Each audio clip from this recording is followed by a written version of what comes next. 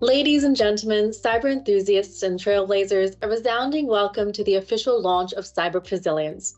To start, I'd like to acknowledge the traditional custodians of country throughout Australia and their connections to land, sea, and community. We pay our respect to their elders, past and present, and extend that respect to all Aboriginal and Torres Strait Islander peoples today. My name is Janita, and I am the Group Manager of Marketing and Tech at Risk2 Solution, and I am absolutely thrilled to be your host for this webinar, where we will embark on an extraordinary journey into the realm of cyber presilience. We are gathered here today to celebrate the innovation and presilience that Risk2 Solution Group brings to the world. They have developed an extraordinary approach that has revolutionized the way we approach cybersecurity. Today, we will delve into the core of this visionary approach that puts humans at the forefront of cyber defense. But before we dive into the main event, I'd like to take a moment to acknowledge the exceptional minds who have made this moment possible. To join me in extending a warm round of applause to Risk2 Solution and the Institute of Presilience team, Group General Manager of Training and Education, Joe Saunders, joined by the General Manager of Cyber and Tech, Dave Cohen, and a very warm welcome to our guest panelists, Dr. James Carlopio from Cultural Cybersecurity and Sean Finn from the Cybertech Institute of Australia Board. Together, they bring a wealth of expertise, experience, and passion that I'm sure will ignite our imagination and empower us to embrace the human-centric frontier of cybersecurity. Now, without further ado, let's embark on this thrilling journey as we officially launch Cyber Presilience and step into a new era of cybersecurity excellence. To guide us through an introduction to cyber presilience, we have an exceptional individual who has been instrumental in the market development of cyber presilience. Please join me in giving a virtual round of applause to Dave Cohen, the General Manager of Cyber and Tech at Risk2 Solution Group. Thanks, Janita, and really very privileged, honored, humbled, feeling a great sense of many emotions to be here with you today, sharing this concept that's really been building and developing and growing over many, many years. So it gives me great pleasure and honor to not only share the screen with these incredible minds with me today, but to bring you really something meaningful, special to us that helps us to play our part in helping Australia become the most cyber secure country by 2030. So before I delve into what cyber presilience is, I think it's worth spending just a moment of time explaining and sharing what presilience is and how presilience came to being. So just a few points on presilience. The concept of presilience was officially born in about 2017 by our group CEO, Dr. Gav Schneider. And unfortunately, time doesn't allow me to go through the full history and the evolution of presilience and how it got to being such a powerful force today. But essentially, presilience is built on the foundation of things break. So we have compliance implemented. When compliance breaks, we need to be resilient to get back to business as usual. And then presilience is the phase after that. How do we proactively prevent bad things from happening and use those risks that we're faced with on a day-to-day basis as an opportunity to be better at what we do in the environment in which we operate in. We refer to the environment in which we operate in as a VUCA world or a VUCA environment, which stands for volatile, uncertain, complex, and ambiguous, with now the adage of digital to add an additional layer of complexity to that. So I don't want to spend too much time on that, but just to understand that the concept of presilience is opportunity centricity, enhanced decision-making. How do we prevent bad things from happening? So if we dive into what cyber presilience is, obviously we want to prevent bad things from happening to our organization from a cybersecurity perspective. So how do we do that, right? And we've come up with what we call the disruptor to the cybersecurity industry, which is what we love, and we love people, which is the human-centric approach to cybersecurity, and that is cyber presilience. Right. So what is the problem that we're faced with at the moment, and why is there a need for cyber presilience? So generally, cybersecurity is understood as a technical problem, and technical problems are only really understood by technical people.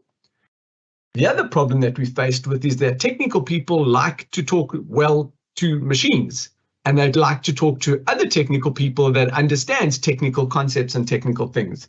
They don't really like to talk to other people that don't really get technical stuff, right?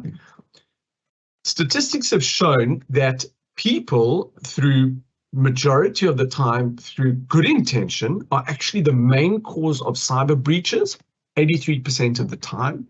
And it's not a failure in technology, and it's not inadequate technology that causes these vulnerabilities. It's actually people in an organization that cause these vulnerabilities.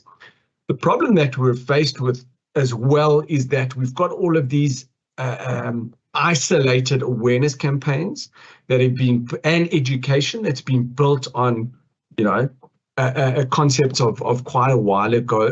And because the cybersecurity landscape is evolving at such a rapid rate, we're not updating our awareness campaigns and knowledge. We're doing them merely to be able to tick that box to say that we've done it, and we can move on, and we think we can sleep easy at night. Right. So what is the opportunity that we're faced with, right? So the opportunity that we're faced with is that we're not dealing with a one-trick pony over here.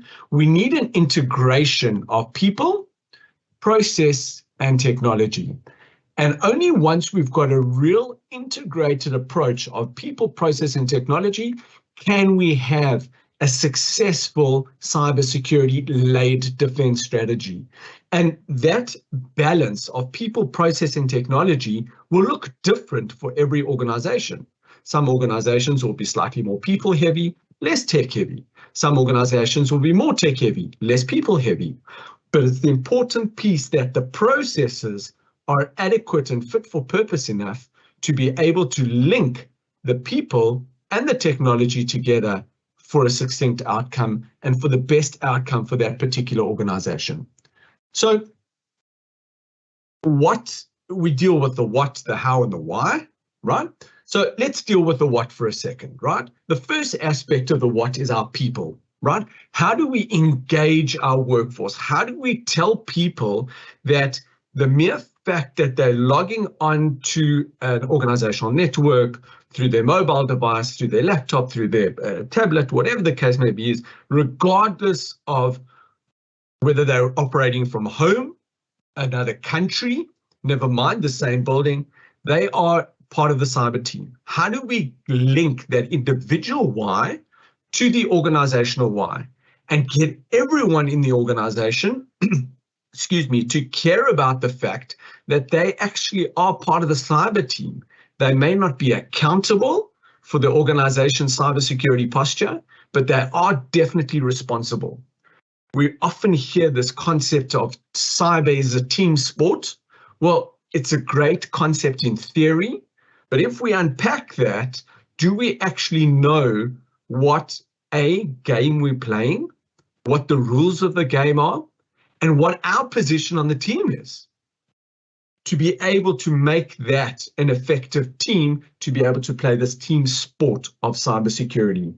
So to engage a workforce, we need to delve into the concept. And again, unfortunately, time doesn't allow me to dig into it today, but we need to dig into the concepts of the individual, the team, and the organization. If we don't, as an individual, understand how we make decisions in our personal life, our work life, and our virtual life, then how can we possibly be making good decisions for our organization or our team, which then actually leads to, is our organization having a positive impact on society? So we go into those sorts of granularity in terms of linking an individual and understanding what the consequences of their actions may be through good intent. Doesn't necessarily have to be through bad intent, through good intent, what the consequences of their actions could be, linking that and how the actions that the individual takes have what we call a butterfly effect, have an effect on the rest of the organization. So it's very, very important that people are the enablers, and I'll come back to that a little bit later. So now we talk about this process bit, right? So the process bit, and generally speaking again, involves education, right? Now, what does education mean? There are varying levels of education. Does it mean I need to go out and get a bachelor's degree or a master's degree or a doctorate in cybersecurity? No, it doesn't. Does it mean that I need to go and learn how to be a pen tester or an ethical hacker or an incident responder? No, it absolutely doesn't. What it does mean for the individual is that just as you are, everyone on the call, I'm pretty sure, is well equipped that when you walk into a building or when you walk into a room and when you smell smoke, you can identify that that smoke probably shouldn't be there. And the consequence of that smoke could well be a fire. So I either need to investigate it if it's in my home, call the fire department, or report that to someone if I'm in a building. Because we understand the consequence that smoke can lead to a fire, which can have devastating effects. The same needs to happen in terms of cybersecurity. Every individual needs to have a level of whether it's an awareness, whether it's slightly more than awareness and actually have an understanding of fundamental concepts, or actually if it's a deep dive certification or qualification in cybersecurity, whether it's a CISP qualification, whether it's a Cert 4, whether it's more advanced programs, security operations center managers, et cetera, et cetera, et cetera. But the point is that all of this education, whether it's an awareness piece or whether it's a formalized qualification, needs to be practiced as good hygiene in the organization on a daily basis. And we talk about that a little bit later as well. So it's important through not only technical concepts, and this is where we've got skills programs, we've got self-paced programs, we've got all of these programs which are built and can be custom built to suit the needs of the individual organization, to give that organization their unique response to a cyber to the problem of cyber security. And then we've got the technology.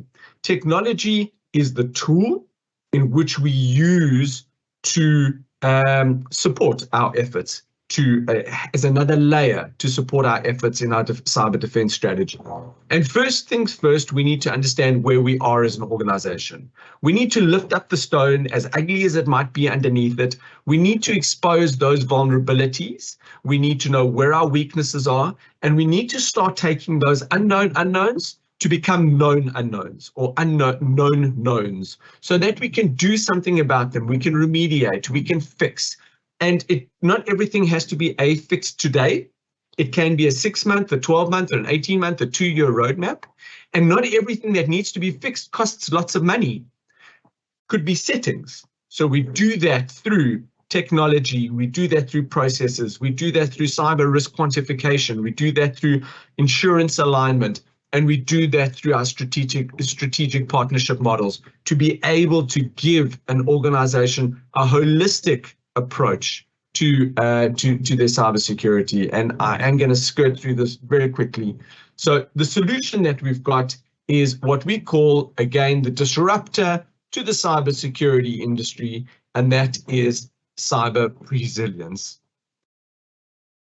So what does cyber presilience actually look like? We've spoken about people, process, and technology, and we need all of these things, but what does a cyber presilience solution actually look like to an organization?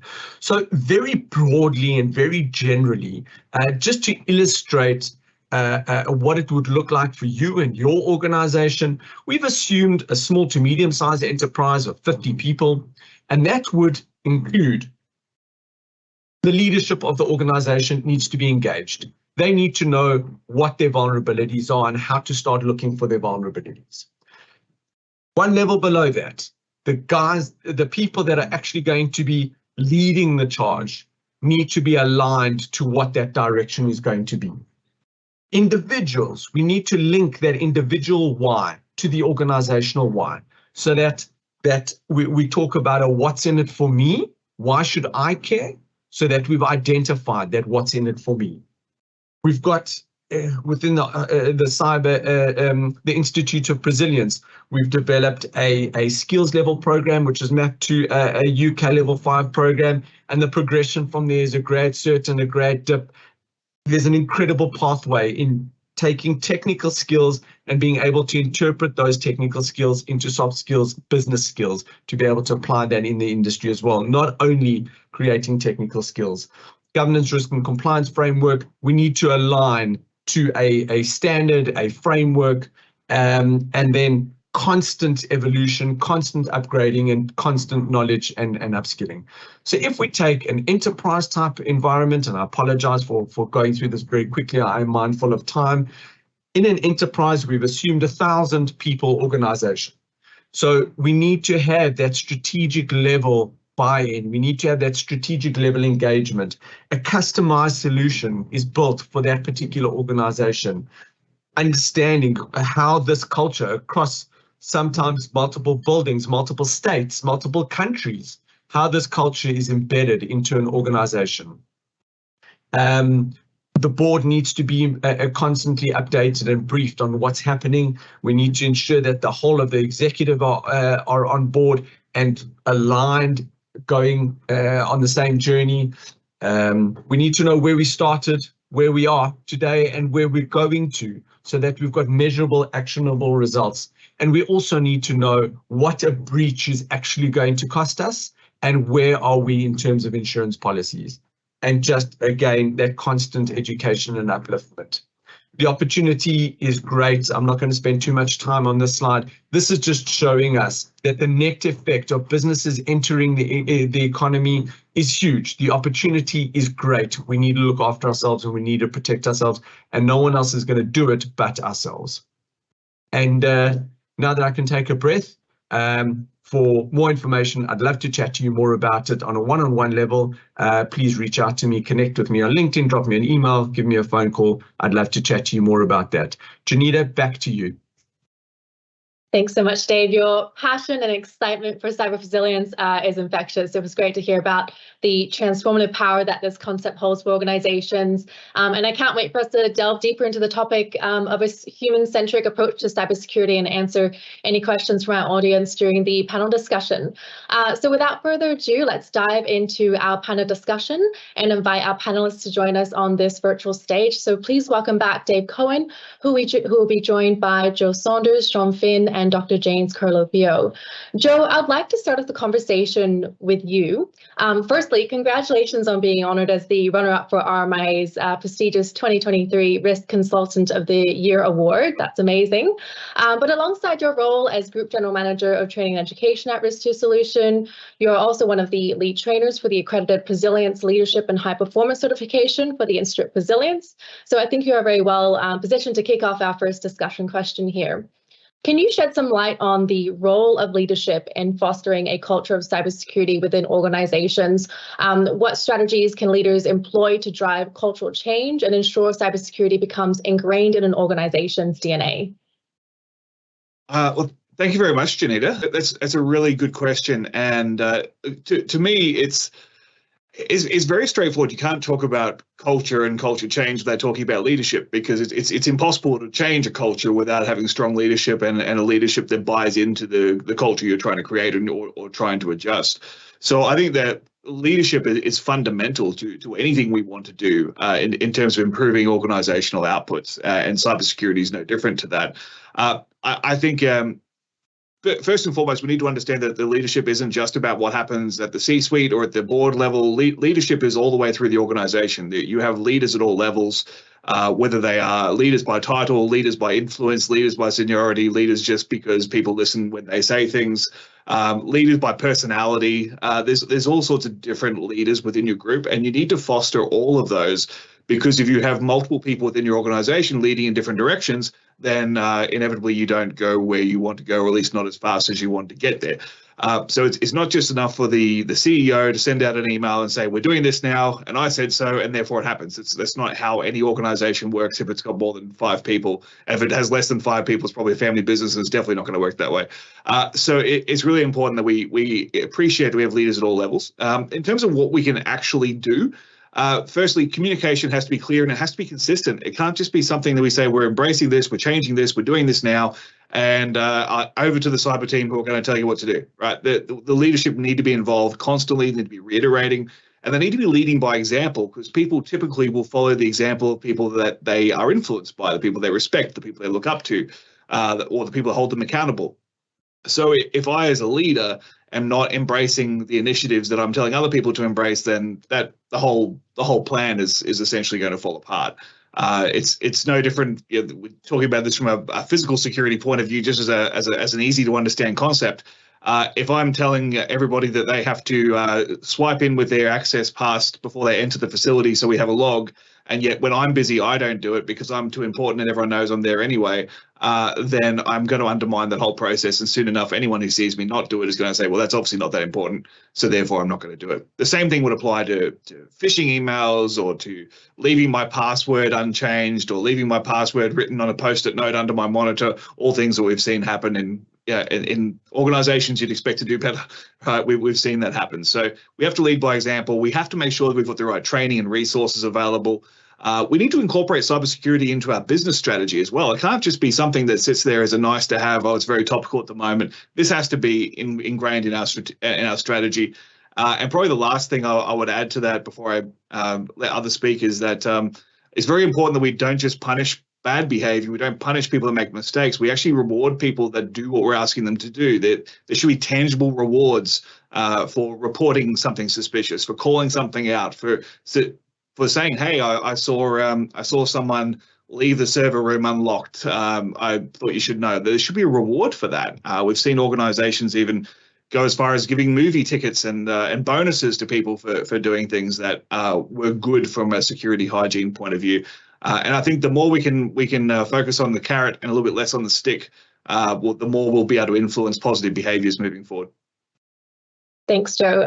Leadership has such a pivotal role in all of this, and really is the power behind setting the tone, championing awareness and education, establishing clear policies and procedures, and encouraging a proactive approach to cyber risk management. It's really something that I find is sort of the core foundation of cyber resilience, where cybersecurity is a shared responsibility mindset and creates that supportive environment that prioritizes cybersecurity at all levels of an organization. So thanks for sharing your insights on that. I'd like to now turn our attention to another significant aspect of cybersecurity, which is addressing the socio-technical elements within different cultural contexts. James, with your extensive experience in cultural and technology transformation projects, we are eager to learn how organizations can effectively navigate the intricate socio-technical aspects of cybersecurity within different cultural contexts. Could you provide some insights that can help organizations bridge cultural gaps and implement cybersecurity measures that align with the values and practices of diverse communities? Hello, everybody. Thank you for the opportunity to be here today. But the way I think about it is, when we just heard Dave talk and Joe talk, and we think about the idea of cyber presilience, to me, I mean, I work for a company called Cultural Cybersecurity. So of course you might think that culture is the most important thing to me. And I think when I hear Dave talk and when I hear Joe talk and I hear about presilience, what they're trying to change, and what all of us in cybersecurity are trying to change, is people's behavior. And the driver of people's behavior is culture. So I loved at the start when we heard that, technology is not the main problem in cybersecurity, it's people. I've seen stats that are even higher than 83%, sometimes 90 to 95% are people clicking on a phishing email, doing something silly with an SMS. So to answer your question, the most important thing I think that we can do in organizations is to get this concept of the power of culture. And in my early career, when I was a clinical psychologist, before I moved into organizational psych, I was working with drug dependents and alcoholics. And we get them into 3-week detox programs and have a 90% success rate. It was fantastic. But guess where the alcoholic goes the first night after they leave the treatment program? Of course, they go back to the pub, not necessarily to drink, but because that's where their friends are. That's where the music is. That's where the food is. That's their social environment. Now, of course, a pub is not a really great place for someone to be who's trying not to drink alcohol. What's that got to do with cyber resilience and cybersecurity in organizations? Everything. The pub is the culture.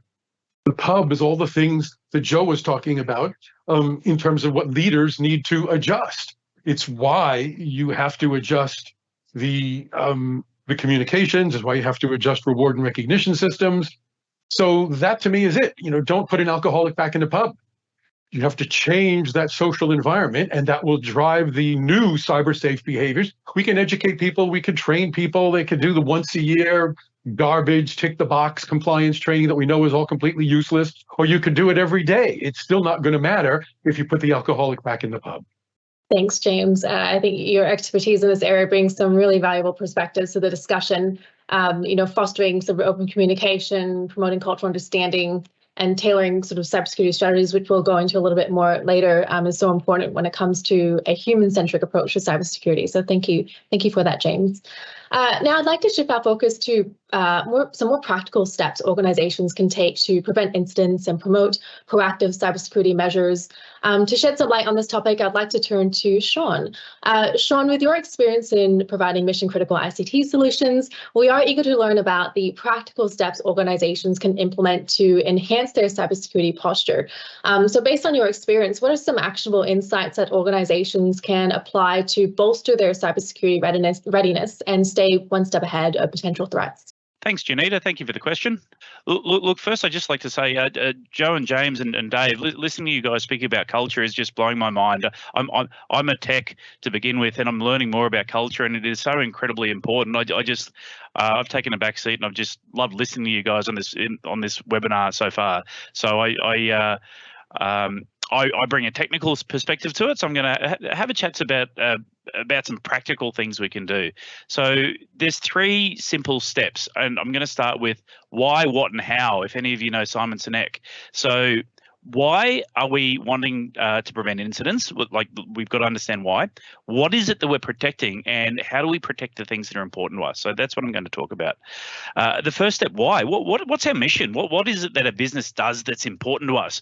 Are we in the critical infrastructure industry, providing electricity or water, or more broadly in business, providing goods and services to our customers? Why is it important to us to have security? So that's the first bit. Understand why. Like what's the real driver of this? The second practical step is knowing about what it is you're protecting to complete that mission, to complete your why.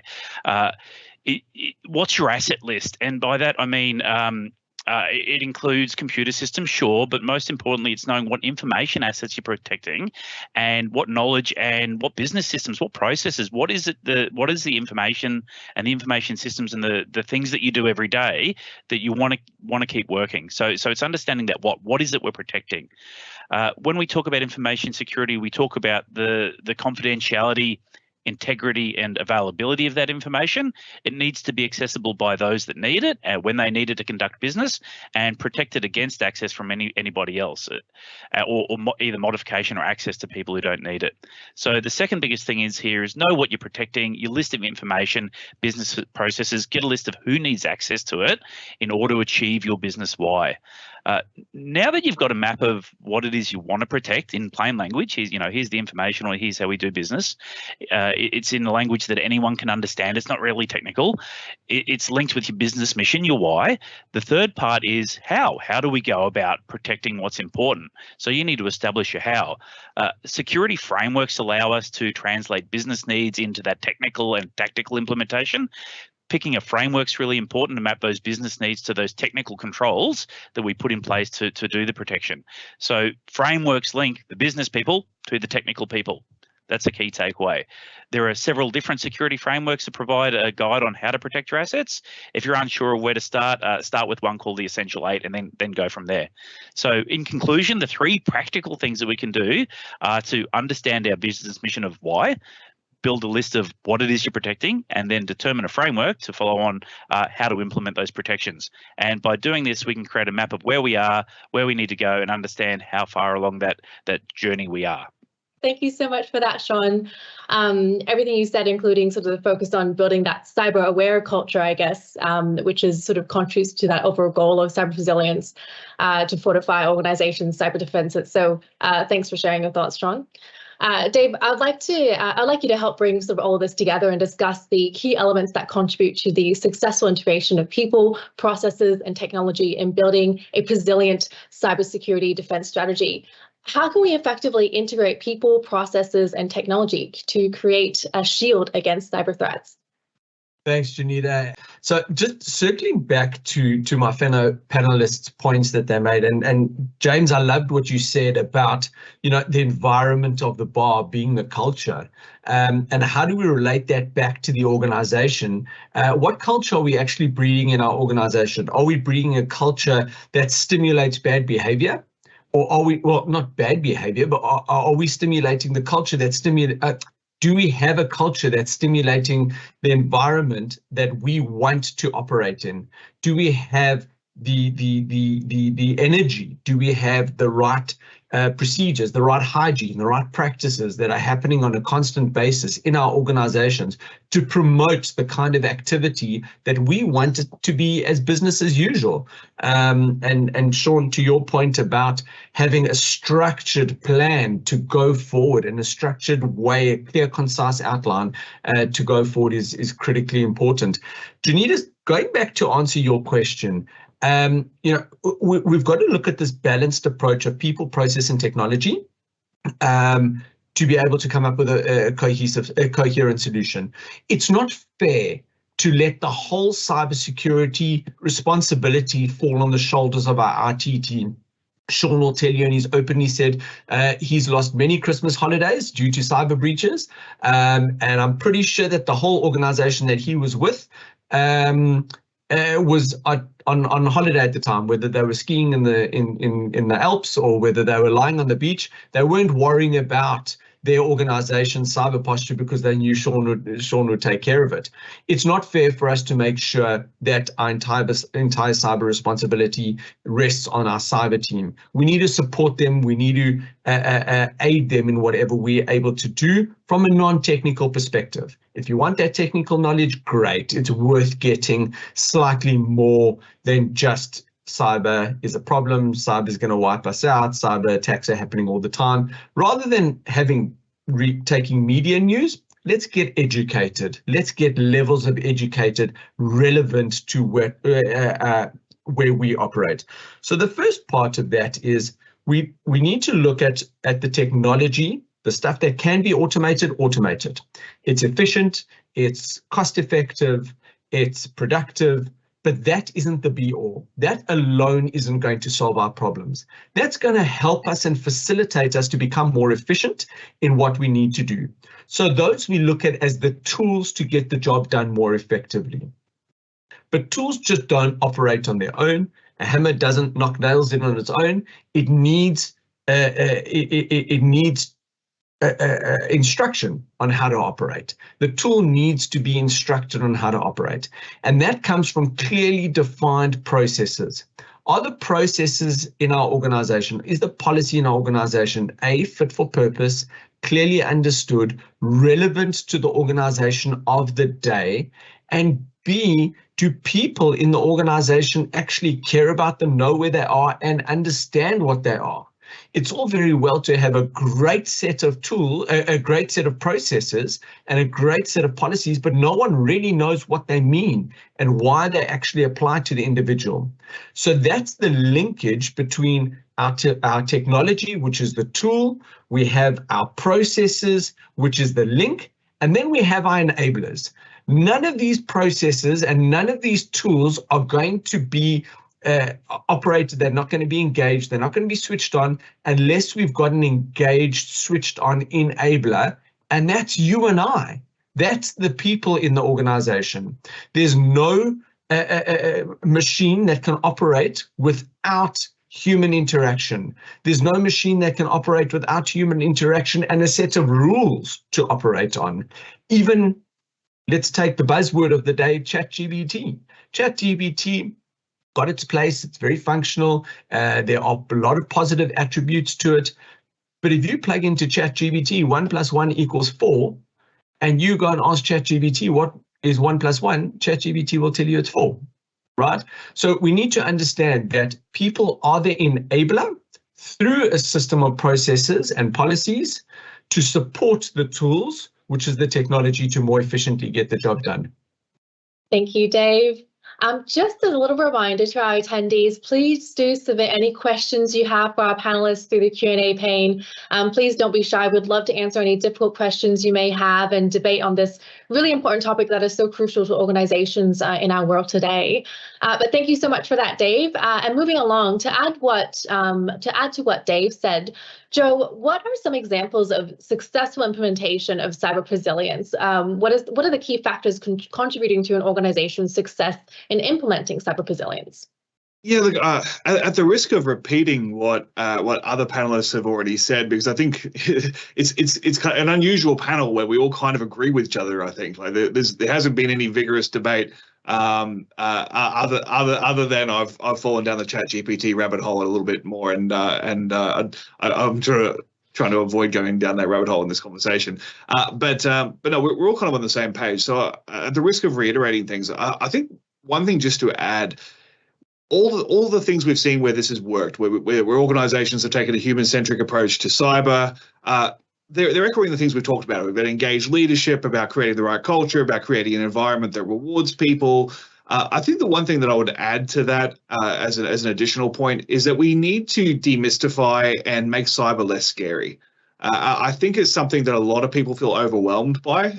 They don't understand what a hacker is. They don't understand what an attack is. They don't really know how it works.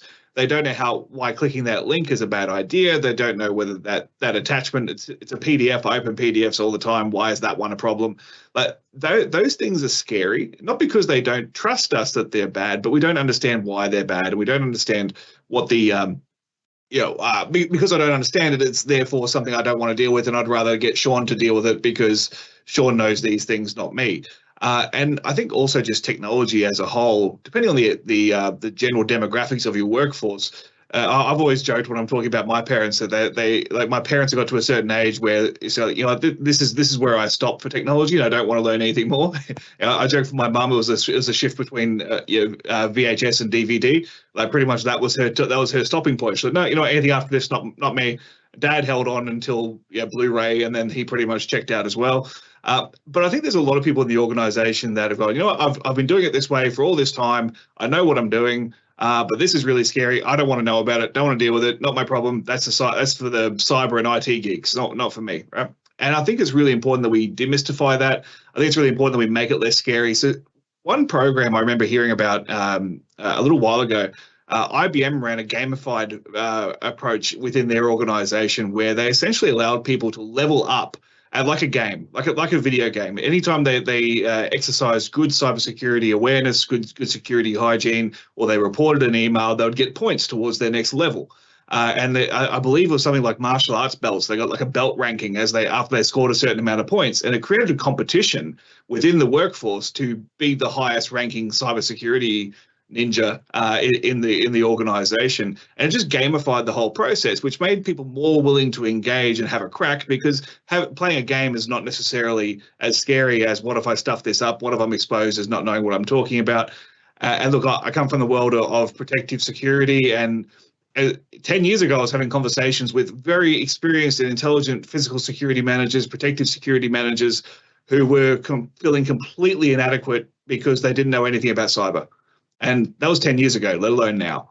So those people either had to make a choice between whether they educate themselves, which was sometimes painful and called into question their own sense of worth and whether they're as valuable to the organization as they were 10 years prior because they don't know how to speak this language, or they put their head in the sand and said, I don't want to hear about it. And that's really damaging from an organizational point of view. So I think it's very important that we take those measures to make it something that is fun. Might be a stretch. I mean, fun would be great, but at least not scary. And if we can do that, and that's one of the core principles of Presilience is engaging people, engaging our companies and our teams to really embrace this. As this is just business as usual now. Cyber risk is not going away. It's not going to go away. So let's have some fun with it. Let's get involved and let's develop some fluency and do that across the whole organization. So I think that's probably a long-winded way of saying what everyone else said, but also using a ninja example. Thank you so much, Joe. And I guess you sort of touched on what success kind of looks like. And on the topic of what success looks like, Sean, I'd like to sort of go back to maybe from your technical approach. Can you share some examples of successful incident prevention strategies implemented in industries such as mining, defense, and aviation? And what were the key elements contributing to that effectiveness? Sure. Thanks, Janita. Look, I'll be very generic here. I won't speak to specific examples. I'll talk more generically. So I'm going to draw it back to what we were talking about, or what I was talking about before. Having that asset list and knowing what the important things are that you're protecting means you have a map on where to be looking to prevent incidents. So number one, you know where you're going and you know what you've got. We're all resource constrained, so we've got to be able to spend our resources effectively, and having that map allows us to figure out where we go first to provide the biggest bang for bucks in Presilience, to be doing cyber and doing all of those things. So one of the biggest things security frameworks provide is the list of those proactive things you can be doing on a regular basis to check your Presilience. So cyber really is an exercise in being Presilient. We want to stop things from happening. You've only got to fail once and all bad things happen. So it really is about Presilience. I'll use a practical example here from the frameworks. We all know about making backups. Have backups, have backups, have backups. We've heard about it for 20 years.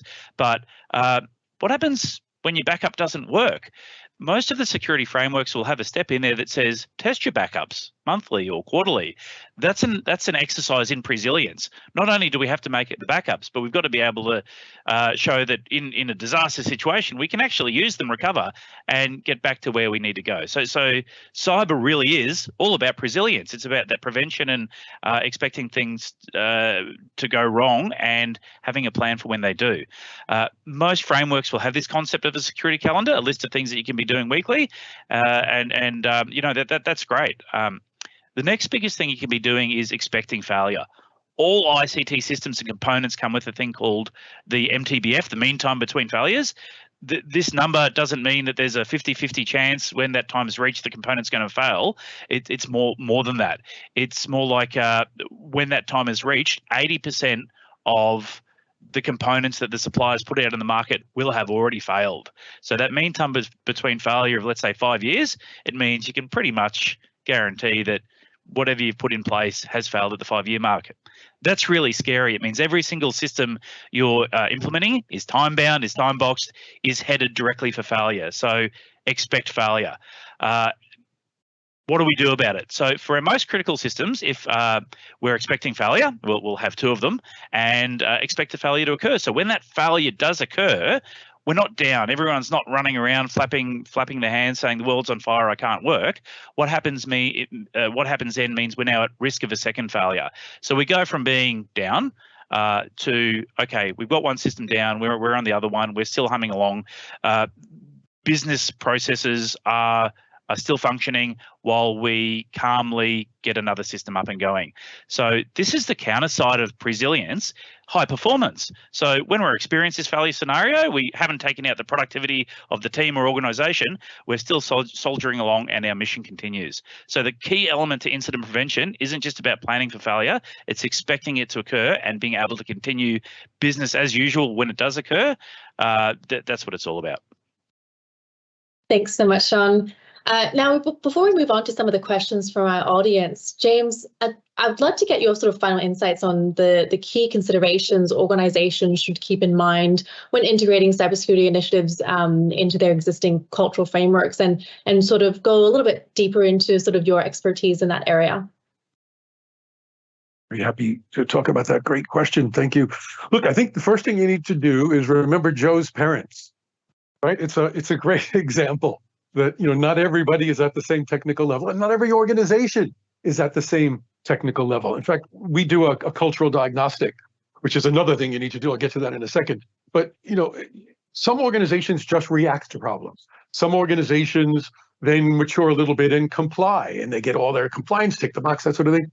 But if they get stuck there, they're still in the reactive side. If they want to move to be the more proactive and resilient side, they then need to become continually improving type, and then they can dip up into high performance. And the only way to tell where you are before you can move on to where you want to be, which is your question about how do we actually implement this, is you have to do a cultural diagnostic. And we often do them, 30 interviews to 100 interviews. You have to know exactly what people's values and attitudes and skill levels are within all the different departments. And then you've got a benchmark. And I've heard other people, I forget if it was Dave or Sean, talked about benchmarks, critically important. So once you know where you are, once you know where you want to be, you look at your cultural maturity level as an individual or as a group or as an entire organization, then you can customize the solution. And I think everybody here has talked about that today as well. And I think the biggest factors for us that we've seen in our practice have to do with things that are very consistent with what everybody's talked about today. Another experience from my old org psych days when I was doing occupational health and safety, large mining sites, large construction sites, they start every day with a toolbox talk. All the tradespeople get together with the engineers and the senior managers and everybody on the site, and they talk about safety, and they have safety share. Sometimes they can get a little silly, but the whole point is to keep it live and drive it. And what we notice, the biggest factor that helps people move from that level 2 compliance to level 3 level 3 continuous improvement is when the organization drives the responsibility for cybersecurity out of IT and technology into the business units. Right? When it's in a senior manager's KPIs, but the click rate on the phishing simulation reduces month after month or quarter after quarter, then you've changed the culture. Then that goes back to Joe's leadership point. It goes back to everything that Dave talked about. That's one of the biggest factors that I've seen. So those are some of the big things, Janita, that I think really help organizations drive and integrate it. They also need to know whether they're mechanistic or they're organic, whether they're clan-oriented or they're market-oriented. This is part of that cultural diagnostic. Because if it's a mechanistic organization, you communicate very differently than if it's an organic organization or if it's internally focused or externally focused. And so part of the diagnosis up front is to understand that culture so you know where you are, then you can customize your leadership, your communication, and everything else that flows from that. Hope that answered the question. Wonderful. Thank you so much for that, James. It's so crucial for organizations to really recognize that unique sort of cultural dynamics at play and ensure that cybersecurity efforts are aligned with their values and practices. It really all comes back to that shared responsibility again for cybersecurity and embracing a holistic approach to it all. Thanks for that, James. Now it's time to address some of the questions from our audience. So I'd like to start off with the first question, all anonymous, by the way. Everyone is remaining anonymous today. Dave, I might feel free, by the way, to jump in, panelists, with whatever question you want to add to. But I might start with you, Dave, on this one. Anonymous has said, I only have a small team of 10 people, so we outsource our IT department. How can I start engaging my workforce? Great question, and I love that because it's important to note as well that cybersecurity is not a big organization problem only. It's not a government problem only. It's an everybody problem, and it's an everybody problem regardless of the size of organization that you have. So whether you're a small organization, whether you're a large multinational organization, it's important that we're all in the same boat. We're just sailing through different storms. So Janita, to answer your question, it's first important for an organization to find out where you are. Where is the organization at? So it's the IT department do a very good job, and they've got their skill set and they've also got their swim lane. However, it's important and it's incumbent on the owner or the leadership of the organization. So generally the leadership and the owner in a small organization that Anonymous was referring to, that person, he or she, is generally the same person. So it's important that they know the right questions to start asking, i.e., how good is my posture? Can you align me to, Sean mentioned the Essential 8. Now, you don't have to be fully compliant in the Essential 8, but at least let's start determining where my vulnerabilities are. Let's start determining what my problems are. And it's a very low cost relative exercise to get to that point, to understand what your vulnerabilities are. And a lot of the things that can be fixed don't require any kind of investment at all. as most organizations are running, the Microsoft suite of products, the Microsoft 365 suite of products, and a lot of the remediations would just be changes in settings, which don't require any capital investment whatsoever. But you wouldn't know to go and change those settings or to improve those settings or to improve the security features on those settings if you haven't done your original assessment at the outset. So it's important to understand where you are. Have a look at the whole organization. Do your vulnerability testing on your website. What does your website plug into? Don't fall prey to, we don't hold data, we don't take payments, we don't do this, we don't do that. Is your business at risk of being shut down for whatever reason? If it is, it's worth going down the journey of identifying what your posture is. And then to whatever level of appetite, tolerance, and budget your organization aligns to, develop awareness workshops, develop ongoing education training. And it's not a bad thing for an organization like Anonymous's of 10 people to have one cybersecurity capability in their organization. Now, that person doesn't necessarily need to be an incident responder or a forensics analyst. A certified cybersecurity, certified in cybersecurity knowledge is good enough. ISC Squared is giving away 1 million free licenses and exam certifications to anybody around the globe. So it's a good thing for specifically the leadership of that organization to start understanding certain terminology. Now, we don't like the fact that cybersecurity is dominated by militarized jargon, but it is. So let's get to know it, let's get to learn it until such time as it changes, until such time that we can then start to ask the right questions. We don't have to know all the answers, but let's just start asking the right questions. Thanks, Dave. And on the topic of terminology, there's a question here for Sean, which I do believe is actually probably more of a question for all of us on the call here, with that shared mindset and shared responsibility in mind. Anonymous asks for Sean, how can cyber technicians like yourself get better at explaining cyber to people who don't have the technical knowledge, which Dave, you've just sort of have covered a little bit on, but Sean, do you have any sort of comments on that one? Yeah, look, absolutely. Thanks, Janita, and thank you to Anonymous for asking that question. It is a great question. It's something I've struggled with personally, and I'll share my experience with it. I had an aha moment a few years ago.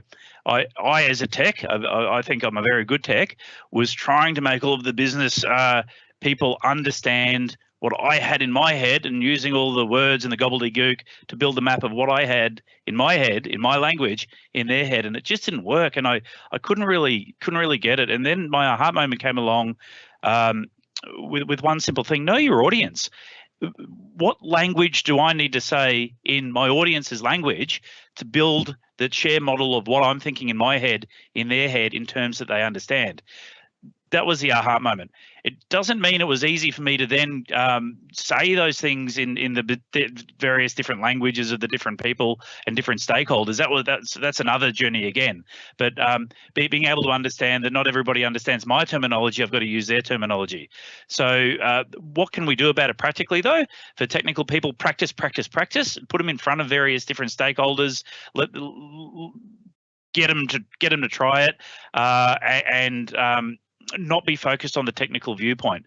The next bit is the missing component for a lot of technical people isn't just that knowing that they've got to say it in their audience's viewpoint. It's having the vocabulary of the stakeholders. So giving them experience to work with the different stakeholders in finance or in operations or in supply chain or whatever different areas you've got, or even with customers, so they can pick up the lingo. That's really helpful too. And the third thing is leadership. Leadership is incredibly important here. Our business leaders need to create the shared vision for our technical audience to help them understand that there are other different people in the business who have different needs, not just the technical need to do the technical thing, but there's actual business needs here, creating that shared vision for the technical people and enabling them to speak a common language in the business. So it's all about communication, knowing your stakeholders and enabling your tech people to understand it, and you'll go a long way. Thanks so much for that, Sean. I would like to hear from James and Joe, so please jump in on this next question, which really talks about sort of global companies and working across multiple countries. Anonymous again has asked, we operate across multiple countries, so how do you recommend we go about implementing a good cyber practice? I'm going to let James speak first on that one because that's a big topic, and he's got more letters after his name than I do, so I'm going to let him start. Thanks, Joe. Yeah, that is a great question because we can no longer assume that what we do in Australia and in big American, British, Australian corporations works everywhere else around the world. It's just nonsense, and we've been doing that for way too long. And we have to account for the differences in national culture. Right? We've been talking a lot about organizational culture, but national cultural differences are real. People have huge differences in values, in communication expectations, and it is. So I guess, like Joe said, it's a whole course. We run in universities, we run whole courses on cross-cultural communication and cross-cultural management and cross-cultural strategy. So just don't assume that the way you think, the way you feel, what you understand, what you value has got anything to do with what someone in another culture thinks, feels, values. I think that'll get you in a lot less trouble. And I would probably add to that I'm so glad I let James go first because he said it so much more succinctly than what I would have. But I would just add to that, don't be afraid to ask questions rather than giving answers. Ask people what matters to them. Ask people what understanding they actually have of this. If you're operating in a country where people typically don't have personal computers still, because that is an extravagant expense in some countries, then there's a good chance that by the time they enter the workforce, if they've never grown up playing with computers, then this whole idea is foreign, and they will operate with a level of naivety that you may be surprised by. So it's important to get to know your workforce. It's important also to not have this sort of first world Anglo-centric kind of approach where we will tell them what to do. That doesn't work for sustainable change anywhere. People will do a certain amount based on being told to, but it's not necessarily going to influence behavior when they're not in the mood for it. So it's important to educate leaders that are on the ground, that are from the same communities, that are from the same countries, and work with them to help them translate in a way, not just in terms of language, but in terms of priority and values and culture, the things we're talking about. But it is an ongoing process. It's not just a matter of purchasing 500,000 e-learning vouchers and telling everyone they have to do the course. It's not necessarily going to be the outcome you're looking for. It's going to be an ongoing cultural development, cultural change, leadership, empowerment process that you just have to be realistic about. It's a big thing you're asking, and it's going to take some time. Thanks so much for that, Joe and James. Unfortunately, we have run out of time, but I'd like to close off the event. We might just run over 5 minutes over, so bear with us, everyone. But would like to close off the event by providing each of our panelists to share their closing statements. And there was a really good question, Dave, there, probably for you, if you want to include this in your closing statements. Jason asked, I really like the sound of cyber resilience, but where would we even start? So please do include that in your closing statements. But please, to all of our speakers, I'd love for you to share one key piece of advice or a takeaway message for organizations looking to embrace a human-centric approach to cybersecurity and enhance their cyber resilience. James, we'll start with you and then go to Sean, Joe, and then Dave. Great, thank you. Look, I think the best thing you can do is remember, in order to get people to change their behavior, they have to really believe that this is important, not just a politically correct version of it. And the way you do that is by making it personal and relevant. When people get that this is personal to them and personal to their families and their children and their parents and their grandparents, then all of a sudden they'll go, okay, it's worth changing my pain in the backside passwords. And when it's relevant to them, they understand that because you talk about the real serious consequences. I know children who've killed themselves because of cyberbullying. I know people who've almost felt like killing themselves. I had one guy, we spoke to him last week. He said, I lost my wife, I lost my job, I almost lost my mind. This stuff is serious. So if you make it personal like that and relevant like that, then people will behave differently. Yeah, look, just to reiterate everything that's been said, you need to start with the people. And you can plug and play technology solutions, but you need to start with people. People are where the things go wrong. People are where success is found. You have to make this less scary to get involved with. and we have to lead people with empathy and with compassion. This is not an easy thing for a lot of people to get their heads around. They're not going to be perfect straight away, and they're probably never going to be perfect completely. Because as soon as they're perfect for one set of threats, a new set of threats will emerge, and we're going to be playing catch up because that's just the nature of crime in general. So it's really important that we lead from a place of empathy and compassion, and try to engage people in a way that isn't so scary and threatening all the time. Look, those are great. James, make it personal. Joe, it's ever evolving. The one bit that I can add to that is in organisations I've been involved in, I've always seen meetings start with like a quick 1 or 2 minute safety share, and that gets a conversation started. People are sharing things like they might have done on the weekend or something, like climbing a ladder and falling off and hurting themselves. It makes it personal, and it gets people thinking about safety. So security, and especially information security, it's an extension on that. So I'd say that the one thing we could be doing is when we have those safety conversations, maybe a security share as well.